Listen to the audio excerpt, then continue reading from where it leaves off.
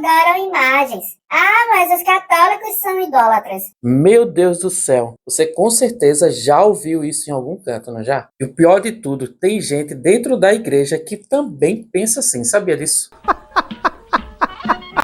Então, no vídeo de hoje, nós vamos esclarecer essa dúvida que muita gente tem e até católicos têm também essa dúvida. O uso da imagem na nossa igreja católica. A gente é idólatra ou é só uma devoção? Fica comigo até o final para entender as profundas razões espirituais por trás das imagens sagradas. Isso vem, de muito tempo. Fala, gente, eu sou Razen Silva e o uso das imagens na igreja católica, é frequentemente alvo de crítica de outras denominações e até algumas pessoas que se questionam sobre a idoneidade dessa prática. É real ou não é? Tá certo ou não tá certo? O objetivo desse vídeo é esclarecer, à luz da doutrina da igreja, qual é o verdadeiro papel das imagens na nossa vida cristã. Em vez de idolatria, o que encontramos é uma rica forma de devoção que nos ajuda a focar nas realidades espirituais e nos inspira a viver a fé com mais profundidade. Vamos começar assim pelo princípio. Adorar a Deus e venerar as imagens são coisas bem diferentes. A adoração é reservada exclusivamente a Deus como o único a ser digno de culto. Deus é o único a ser digno de culto. Só adoramos a Deus. Entendeu?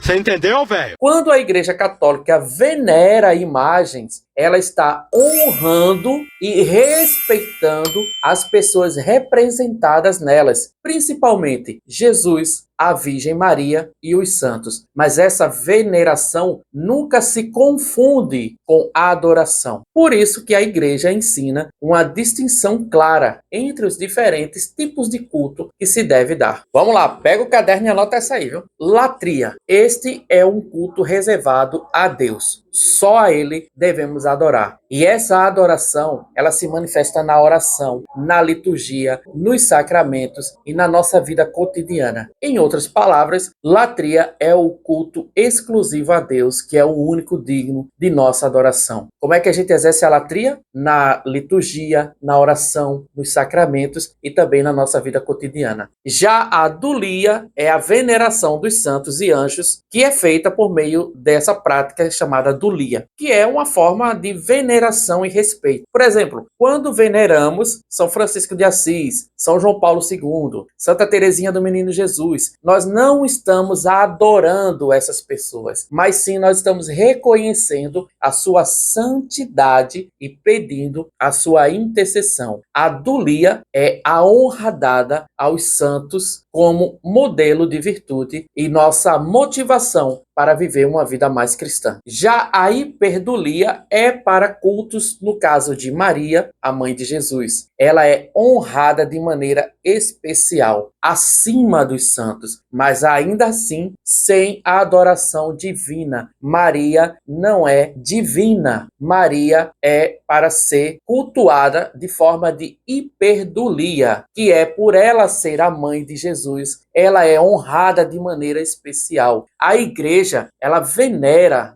com um culto chamado hiperdulia, que reconhece a sua pureza e o seu papel único na história da salvação. Portanto, venerar imagens não é o mesmo que adorar. As imagens são apenas representações visuais que nos ajudam a concentrar nossa atenção nas realidades divinas e também nas vidas santas de pessoas que serviram a exemplo da fé. As imagens sagradas, seja ela na igreja, na nossa casa, elas desempenham um papel fundamental na oração e também na liturgia. Elas não são apenas decorativas, elas têm uma função pedagógica e espiritual muito importante. Durante a oração pessoal, as imagens de Cristo, de Nossa Senhora ou dos santos, elas nos ajudam a meditar sobre os mistérios da fé. Por exemplo, quando a gente reza diante de uma imagem do Cristo crucificado, ela nos ajuda a refletir sobre o grande sacrifício de Jesus pela nossa salvação. Não é que aquele objeto é motivo de culto, mas ela nos ajuda a refletir sobre esse grande sacrifício de Jesus pela nossa salvação. As imagens, eles nunca substituem a oração, mas elas nos auxiliam a manter o foco na realidade espiritual. Agora você pensa que essa perseguição com nós católicos sobre o uso ou não de imagens é nova, é atual? Não, ó, isso vem de muito tempo. A Igreja Católica, desde os primeiros concílios, como o Concílio de Nicéia, em 787, tem ensinado que o uso das imagens na Igreja não é idolatria. Olha, ano 787. De fato, as imagens são vistas como um caminho para a santidade e não é um obstáculo para a santidade. Olha como foi importante esse Concílio de Nicéia, que foi realizado em 787. Ele foi um evento importante na história da Igreja Católica, especialmente no que diz respeito ao uso de imagens religiosas. Olha, ano 787, não era nem ano 1000 ainda, ano 787 já se discutia isso na Igreja. Esse concílio, ele tratou,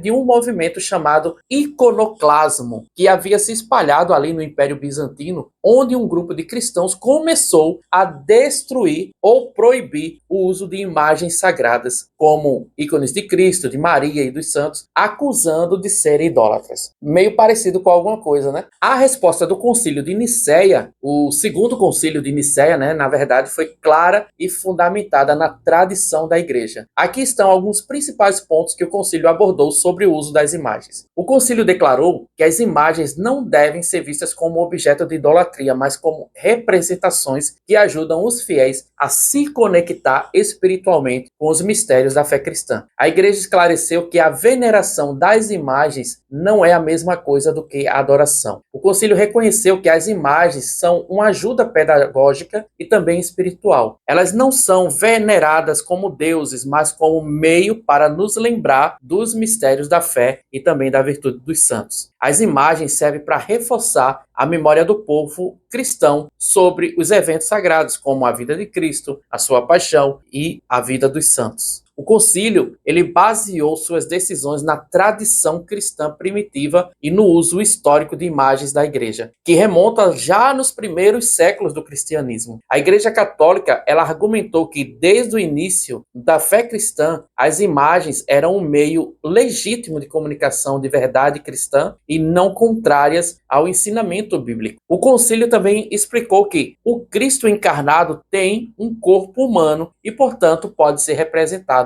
visualmente. Uma das passagens, chaves do concílio é a diferenciação entre adoração e veneração, como a gente já explicou logo no começo do vídeo. O concílio também condenou o iconoclasmo, que é a destruição das imagens, como uma prática herética. Ele afirma que a destruição das imagens seria, de fato, um ataque à verdadeira fé e à tradição da Igreja, que reconhece a importância das imagens como meio da edificação espiritual. O Papa João Paulo II, em sua exortação apostólica Redemptoris Mater, nos lembrou que as imagens de Nossa Senhora, por exemplo, são como espelho de misericórdia de Deus, que nos refletem o rosto de Cristo. O Catecismo da Igreja Católica ensina que as imagens são uma maneira de levar os fiéis a uma adesão mais profunda ao mistério da salvação. A devoção aos santos através de suas imagens nunca é um desvio de culto a Deus, mas é uma expressão da nossa união com Ele. É lindo ser católico, é lindo